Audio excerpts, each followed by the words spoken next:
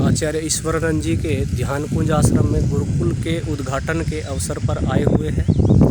और माँ नर्मदा की जो है, माँ नर्मदा के भ्रमण के लिए अभी शाम के समय इधर आए। नदियों को वास्तव में माँ क्यों कहते हैं? क्योंकि ये हमारा पालन करती है। जैसे इस सामने हमें दिखाई दे रहा है, इस नदी के द्वारा जो है मोटर से खेतों में पानी पहुंचाया जा रहा है। तो खेतों में जब पानी जाएगा तो अन्न होगा, फल फूल सब्जी होगी, उससे हमारा भरण पोषण होगा। तो इस आधार पर नदियों को माता कह दिया जाता है। तो मेरे साथ हमारे पूज्य गुरुदेव स्वामी ब्रह्मविदानंद जी भी हैं। तो स्वामी जी, हम ईश्वर से कैसे जोड़ सकते हैं नदियों को देख करके? ईश्वर से क्या संबंध बना सकते हैं? ईश्वर से है कि एक तो हमको इन नदियों की नितांत अपेक्षा होती है जी। इसके बिना हमारा जीवन नहीं चल सकता है। जी जी। और इस जीवन को भी देने वाले ईश्वर ही हैं। जी और ये हमारी नितांत अपेक्षा है। जी। इसके बिना हमारा जीवन नहीं हो सकता। तो इससे होता है कि इसका भी निर्माण ईश्वर के द्वारा ही किया गया है। जी जी। और वैसे भी पृथ्वी की रचना ईश्वर के द्वारा होने के कारण नदियाँ उसका अंग रूप है। पानी का एक स्थान से दूसरे स्थान पर आना जाना है जी इन्हीं के माध्यम से हो सकता है। जी जी। और इन्हीं के आधार पर सारे जंगल हैं, खेती है, पशु पक्षी सबका जीवन इन्हीं जल के कारण से चलता है। जिन क्षेत्रों में नदियों का अभाव है वहाँ उस प्रदेश राजस्थान आदि और जहाँ नदियाँ पर्याप्त, दोनों प्रदेशों के वातावरण में बहुत अंतर होता है। जलवायु में अंतर हो जाता है। ये सब चीज़ें हमको ईश्वर की ओर से एक प्रकार से उनकी दया के कारण हमारा जीवन और अधिक उत्कृष्ट इन्हीं से होता है। ऐसी ईश्वर की कामना भी रहती है, हमको सुख देने के लिए तत्पर रहते हैं। जी। इस प्रकार से नदी आदि के माध्यम से ईश्वर ने हमको सुख दिया हुआ है।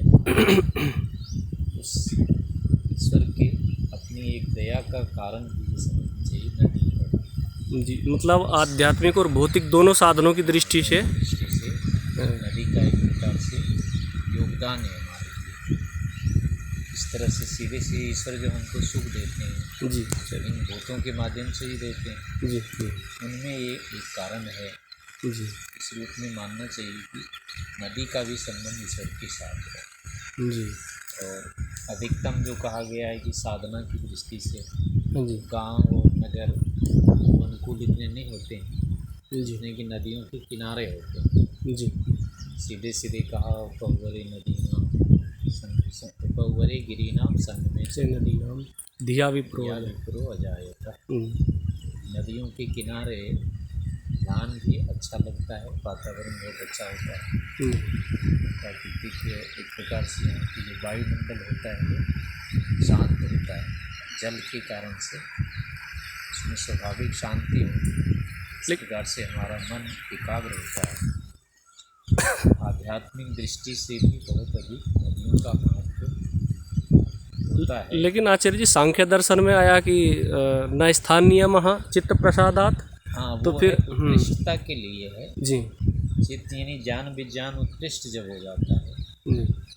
तो उस समय फिर इसकी अपेक्षा नहीं होती, तब तो कहीं भी किया जा सकता है। तो प्रारंभिक प्रारंभिक रूप में इसका सीधा सीधा योगदान रहता है। जी अपेक्षा से देखें बाहर के स्तर की अपेक्षा से नदी किनारा जी अधिक मनोरम होता है। जी मानसिकता प्रसन्नता अधिक इसको देख करके उत्पन्न होती है। जी। चंचलता नहीं होती, इतनी कम चंचलता होती है।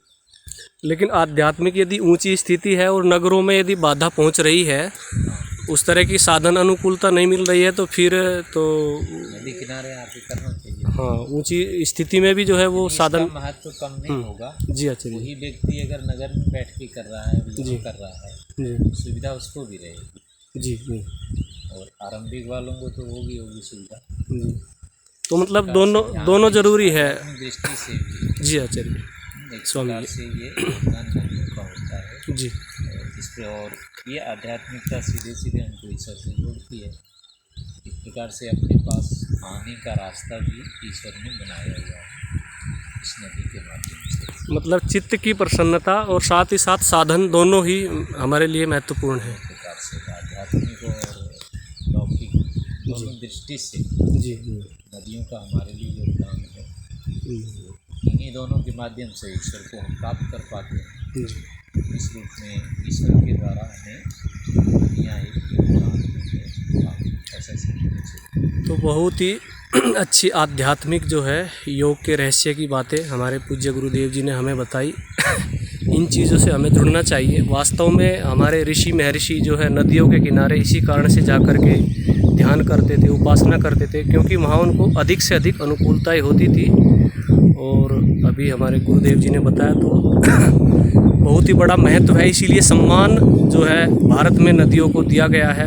नदियों को माँ कहा गया है, गंगा माँ, यमुना माँ और नर्मदा माँ। तो ये कोई दिखावा नहीं है, पाखंड नहीं है, कहने की बात नहीं है, ये यथार्थ है। इसमें वैज्ञानिकता है, इसमें जीवन पद्धति है हमारी सही जो है। प्रत्येक जीवन का जो अंग है उसको जोड़ करके चला गया है। तो अब वीडियो को विराम।